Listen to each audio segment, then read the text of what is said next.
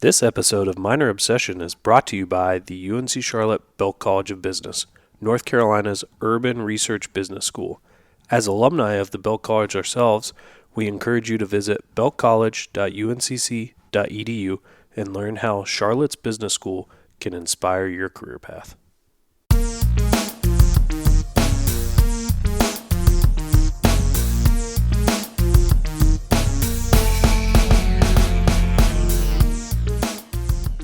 It's another week and another edition of Minor Obsession coming at you. Sean Newton here with Scott Lieberman, and we are stoked. We just came off a huge weekend of women's and men's basketball wins over FIU. What up, FIU? Charlotte 49ers say hello. Gave you a quick punch in the mouth over the weekend. And, we've got a lot of exciting stuff to talk about. So today we're going to bring back a fan favorite, dive into a little Let's Go Oh No segment to generate our talking points. If you missed it last time around, this is where Scott and I throw out some rapid-fire questions at each other, and the other one has to answer with either a Let's Go or a Oh No. And we'll talk through. We'll both probably answer it. Yeah, sure. Absolutely. So, with that, Scott, I think you've got the first question. Sure, I feel like there's a lot of pressure here. So I'm gonna be sticking towards women's basketball, asking you since you're kind of our women's basketball expertise. Mm-hmm. The women's team is 12-6 right now. Just ended a losing streak, got a big win on the road at FIU. Like you said, FIU doesn't like us on either side of the basketball after Saturday. 12-6. Let's go. Oh no. Will the women's basketball team win Conference USA? Tournament or regular season? Tournament. I could give that a let's go. Regular season, I think there's too much of an uphill battle here. 3-4 in the conference versus Rice 8-0 at the top of the conference. I know Coach Consuegra talked about Rice's domination last year in our interview with her a few weeks ago, and it looks like they're doing the same now. Tournament time, though, I think we've got some pieces that we could show up and shock the world. I mean, we were off to a super hot start to begin the season.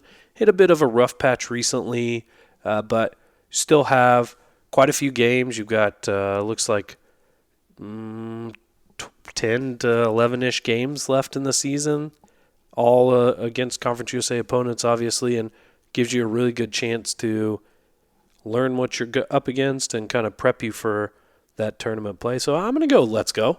What about you? What do you think? Yeah, I want to say let's go. You going to be the Debbie Downer again? I mean, I'm going to say, maybe we'll go. I think, like I said last time on the podcast, we're 100% going to win a Conference USA tournament game in both men's and women's basketball this year. Yeah, but that's not growth. They won one last year, so. Yeah. I'm going for 2+ this year. I mean, I like what Jade Phillips has been doing. I think she wants to go out strong. Her second year here at Charlotte, her super senior year since she redshirted as a transfer. I love her. I think if anyone's going to do it, it's going to be her. But I'm going to say, oh no. I think we make it to the Conference USA finals. We lose. We go to the WNIT, unfortunately, because there's no respect for the conference. And we win a couple games in the WNIT this time, including a home game. That's not a terrible way to go. It could be a lot worse, spelling news for it. I just think with Conference USA the way it is, I mean, obviously you've got Rice dominating at the top, and it's going to be really tough to knock off. But with Conference USA the way it is, there's a lot of opportunity to really knock off a few wins, maybe steal one here or there on something near the underdog, especially in tournament play. You just never know what's going to happen. So I'm always the hopeful optimist, and you're always the half glass empty. I don't know, maybe it could happen, maybe it couldn't. So I feel like we're playing our roles well, like always. Yeah. Not with men's basketball, though. Yeah. I've been jumping on that bandwagon way too early. and now I look like a freaking genius. You do look smart. So men's basketball wise, let's throw a question out there for you. See how you're doing here. Jameer Young, 5th-time freshman player of the week. Let's go. Oh no. He gets it 2+ more times and is freshman player of the year. So, again, another caveat here. I think it's a let's go for what happens, but an oh no for your question that you asked me.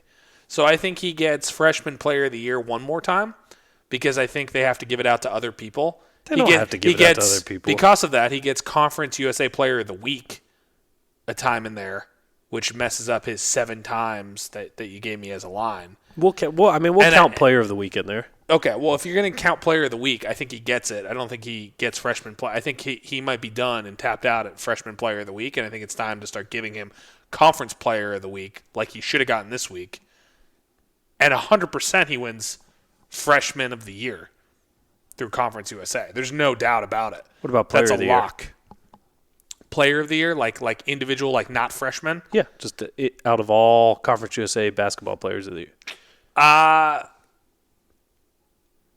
I think he has a little bit of competition on his own team with Jordan Shepard, who I think has really been playing his heart out lately. And I think what's great about our team is everyone kind of steps up to the challenge. And I'm not going to BS you here. I don't really know the Conference USA elite players. I just know when we play any team in Conference USA, we look elite. See, I'm prepared for that. I knew you were going to say that. So would you like to hear how he's ranking out versus the rest of Conference USA in some key categories? Let's do it. Show me up. So he's 17th in scoring. He is so prepared. Well, I mean, I've got the stats ready. I'm going to make you look dumb, and then I can't. There's a lot of categories here. You got to look through them all. 4th in steals. Uh-huh.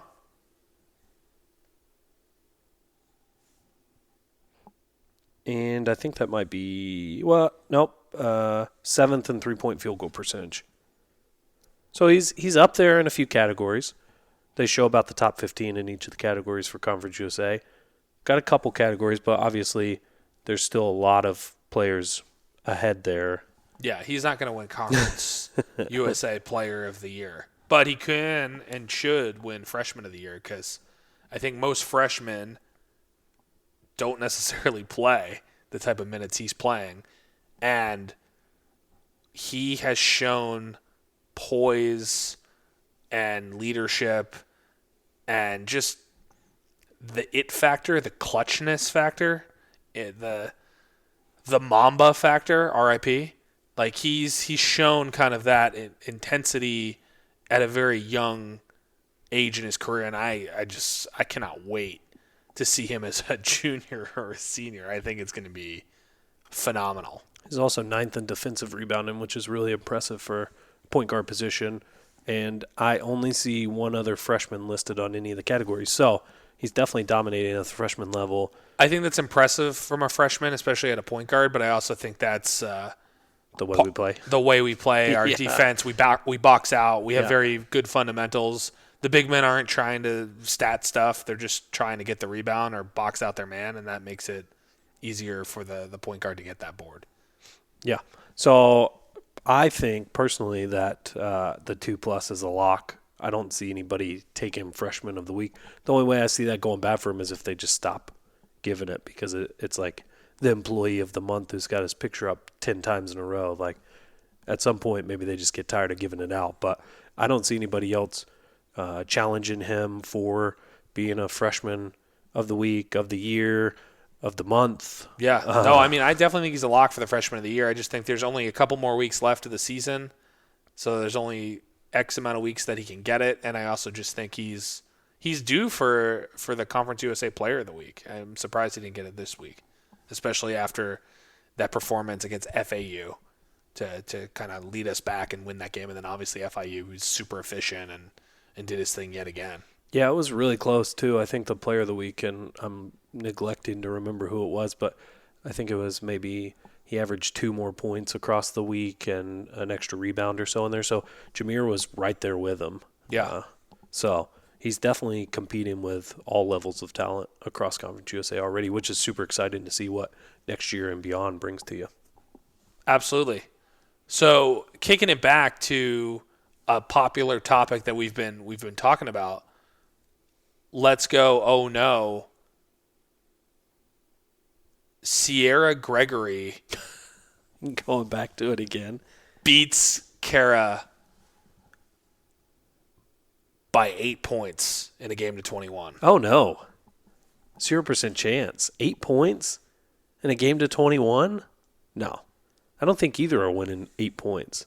Unless you're playing make it, take it, and just going crazy. I think if I had to set a line on that game, the line would probably be Coach Kara -3.5. Wow. Disrespect. -120. Wow. Yeah. I would take the money line on that all day. Yeah. I'm saying let's go. Sierra wins by 10. Yeah. I think she tires Coach out, drains the tray ball. Coach can only really go inside. I think it's a mismatch blowout, to be honest with you. I got I Sierra. think you're forgetting what position Kara played when she was playing. She wasn't this big man inside person. She's a point guard. Pretty sure she can stroke it with the best of them. You don't make it to the highest level in the sport without being good at it. Yeah, but I think you got to take advantage of your height and go after it. Yeah. Well, I feel really good about my line. I think that if it ever comes to fruition, 3.5 is a smart line. Maybe we open up a book for this one. All benefits, all profits go to charity in some form or fashion, and we just need to make it happen. Yeah. Bring it up enough. You don't stop talking about it. I'm going to keep talking about it till it happens. Honestly, you're getting kind of creepy with it. So, one more basketball question for the men's side of things here. So, if you look where we're standing right now for men's basketball, we've got 12 wins, which is obviously on track to be one of the better to best seasons we've seen in this decade and beyond, really, if you're looking at it. 6-2 in the conference. We're in a new decade, so yeah. The last decade, Okay. like 10 years. Okay. What? Okay. I'm not pre-thinking about the 2020s. Currently, we are in 4th place, set to be in that top prospect of Conference USA bonus play games. Let's go, oh no. Do we stay there? Do we make it into the top echelons for bonus play? That is the easiest, stupidest question you've ever asked me. It's not a guaranteed. Let's go. We talked about this last week, right? We're playing the teams that are in that second echelon with us, and these were the big 3 games that we had. We had FIU, FAU, and Louisiana Tech coming up this Thursday. We said, I'm hoping for 2-1. 1-2 is pretty solid. 0-3, we got something to worry about. We defended home court yet again. 2 big wins against 2 teams that are in the upper echelon that's kind of fighting for that top 4 position. I think the Louisiana Tech game's a big game. If we can pull that off on the road, absolutely. We've got a lot more home games ahead of us. 2. Yeah. And we're 10-1 at home. Oh, no, I know. It's so huge. if we already have 12 wins, that puts us at 14. I think absolutely we are in the top 4. I think we do well in those bonus games. I think we go over 500 in those. I think we're a 2 seed in the Conference USA tournament. And like I've been saying, I think we make the tournament, we win the tournament, we go to the tournament. First time in 15-plus years. This is our year. Charlotte Observer. Hopefully we'll post some more articles that we don't have to scroll too far down to find. So I am a little more mildly confident, I guess, in that statement. we don't have an easy road, I would say. We've got La Tech, who is ahead of us in the standings right now. They're one spot ahead of us, so that's going to be a tough game on the road. We also have North Texas as our second to last game, who's number one in the conference right now, on the road, which will be difficult. And then we've got two bottom of the rung teams in USM and Rice, sandwiched in between there, and two middle of the road teams, UTEP and UTSA. So I feel like your call is correct in terms of staying in that upper echelon, but it's certainly not an easy road. We have to take, I think you can lose to North Texas and La Tech, but you kind of have to take the rest of them to hang with the rest of the conference. I think the big thing to think about, and I want to highlight this because I know we did the let's go, oh no, we didn't really get into what happened over the last week. The FAU game was a spirited performance. We should have lost that game. We just never quit and came back from a big deficit and ended up squeaking that one out, which was great. The FIU game was a statement game. It was. Defense wins championships. Defense travels with you anywhere you go. Offense, you could be off, whatever. It's not always there. Defense is always there. We took one of the top scoring teams, not in Conference USA, but in the country in FIU, averaging over 86 points per game. And we held them to 49 points. A team that shot over made over 200 3-point baskets coming into that game. And it was shooting, I think, 29%, 30%. Shot 12% from downtown in that game. I think they made one, maybe 2 threes in that entire game. So I feel pretty confident if the defense shows up like that, freshmen like Jameer Young continue to blossom and develop, as well as our sophomores like Malik Martin, Cooper Robb, and then you've got these veterans like Bamba and Edwards and Shepard to kind of keep everyone going. I mean, you feel good. I just don't see us getting any worse. I only see us getting better. So if this isn't our best, and that was a statement game where we beat a great team by 26 and held them to under 50 points, who average 86 points a game, I just don't see how we don't continue that and end in the top 4 in the conference. I don't see it. I like that optimism. That's a really great point, and I tend to agree with you. I just always go back to, in my head, what Coach Sanchez did really well to frame up to us a couple weeks ago in our interview is, the way our conference is set up and the way travel is required, it's really easy to steal a game from somebody you're not supposed to beat if they're on the road and had to just travel between the two games. And it's also really difficult to prepare when you've got a Thursday night game and then you immediately have to get on a bus or a plane to go down the road to another game for Saturday. You have one day of prep that you've got to swap out. So I feel really good. I completely agree with you that we looked amazing against FIU. It definitely showed what could be for Charlotte men's basketball, and I think what is right now. That ability to transition between those teams leaves a little bit of the door open, I guess, in my mind. I suppose I would say my counter argument to you is they played 5 games in 9 days. So, and they traveled and they had to adjust to all those different teams, and they went 3-2, and they showed the depth on the squad. Other people came in and took some big minutes, and I heard Coach Sanchez on the radio after the game, and I thought it was real funny. He talked about a quote that I think Mike Hill sent him about planting the seeds and just letting it grow, like just trust the process. And he was referring to Tyler Bertram in that, because I think he was like 0 for 15, 0 for 20, his first X amount of 3-point shots. And finally, at the end of the FIU game, he finally got the monkey off the back. And the entire team celebrated in the locker room afterwards, so happy for him. That dude is a redshirt freshman that is a pinpoint shooter, which we haven't seen on the court, but we've heard about it. We've seen it in practice when we went. getting that monkey off the back means we might have another asset on the bench ready to make some quick points.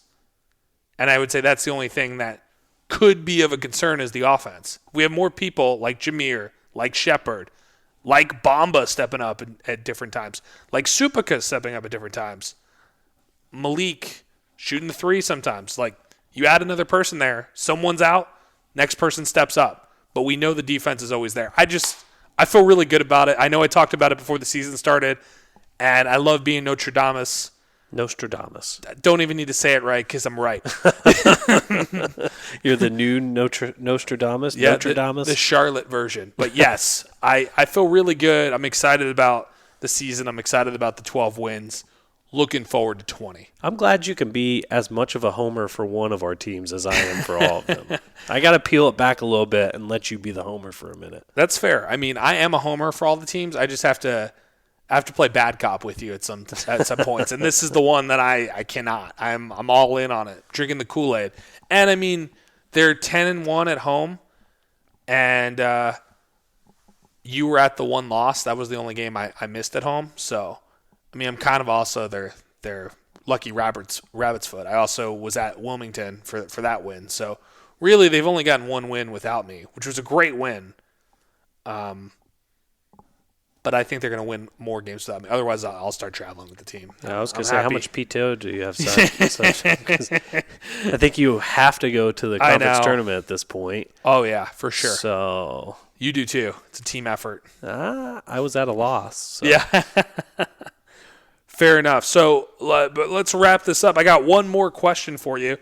Unrelated to either, but related to 49er Great, a friend of the show, friend of the university, the man, the myth, the legend, Austin Duke. Big congratulations to him making the 52-man roster of the new established XFL 2.0 league. I was a season ticket holder to the New York, New Jersey Hitmen back in 2001, and he's on the New York, New Jersey, New York Guardians back in the reboot here in 2020. He made the roster.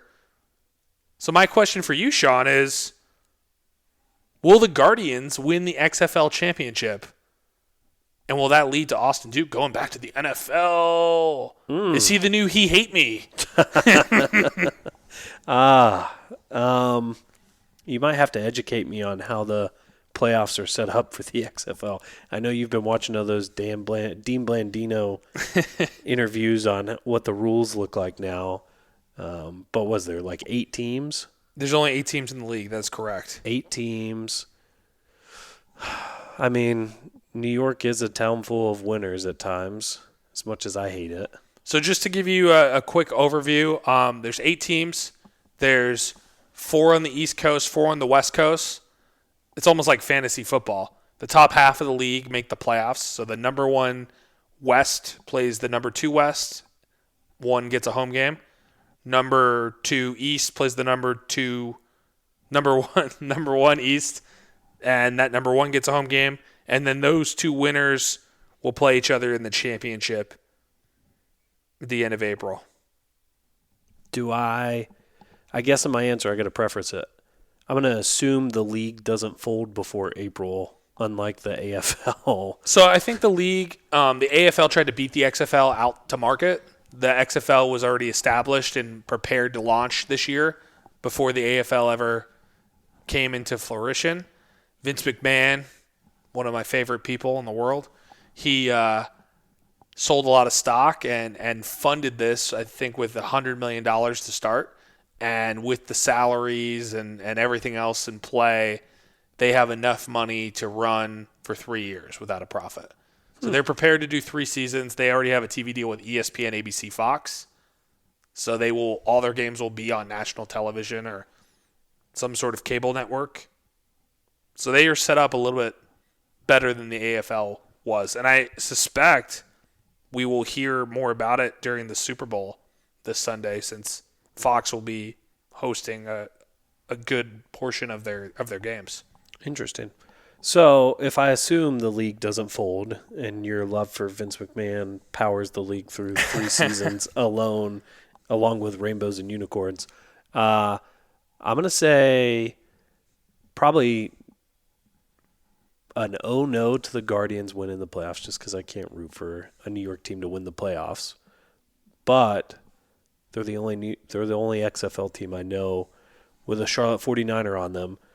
So, to the second part of your question, I'm going to say, oh, yeah. Not let's go, though. Nope. Oh, yeah. I think Austin Duke puts up some big numbers, uses that speed. I know he's been working ever since he graduated college, trying to get in the AFL. That folded. Now in the XFL, had some time with the Panthers before that.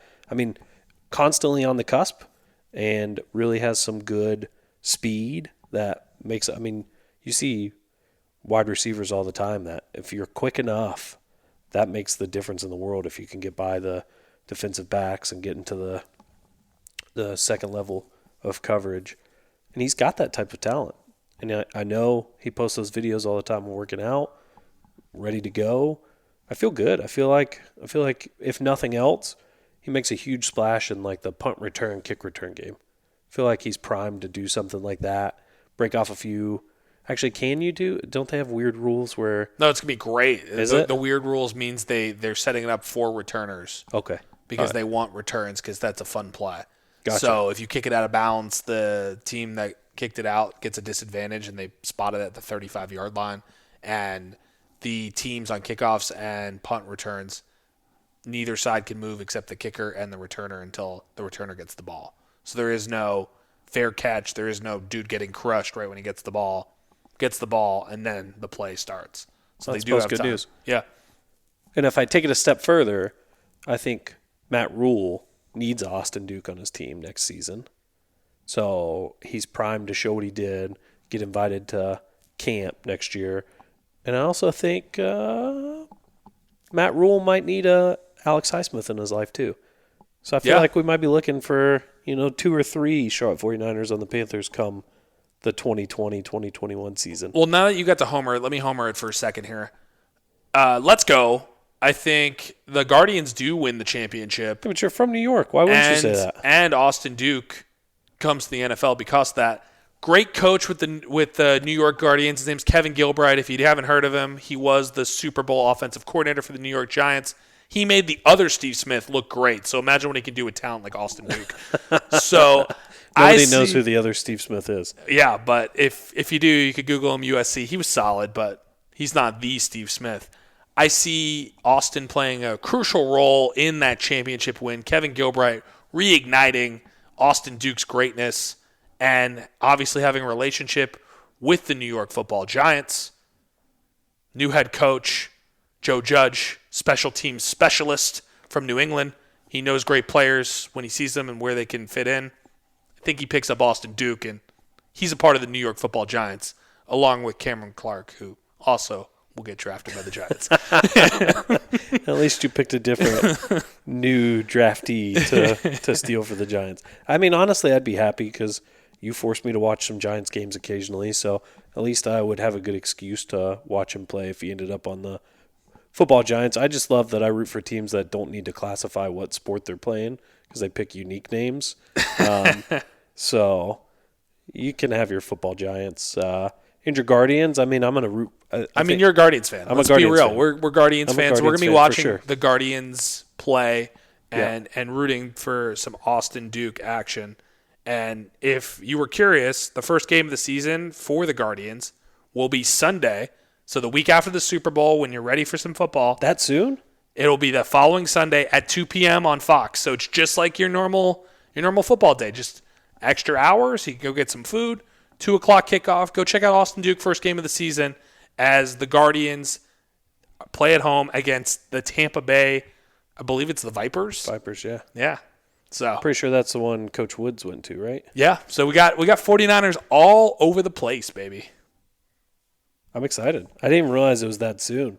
I was thinking March or April before it starts. No downtime. So the season will start the week after the Super Bowl, and it will continue all the way through till the championship, which is the last week of April. April 26th is the Super Bowl, per se. That'll be a 3 p.m. kickoff on ESPN. So, again, they're on real networks. They're on ESPN, they're on Fox, they're on ABC. So be on the lookout for that. Cheap promo to the XFL. thank you for bringing Austin Duke into the mix, and we're very excited to get hopefully our signed Austin Duke jerseys. Austin, we know you're a big fan. We're waiting for them. 2 Minor Obsession, our favorites. And, after a big game or something, or once the season really gets going, we'll work with Austin and try to bring him back on the podcast to let us know how the XFL is going.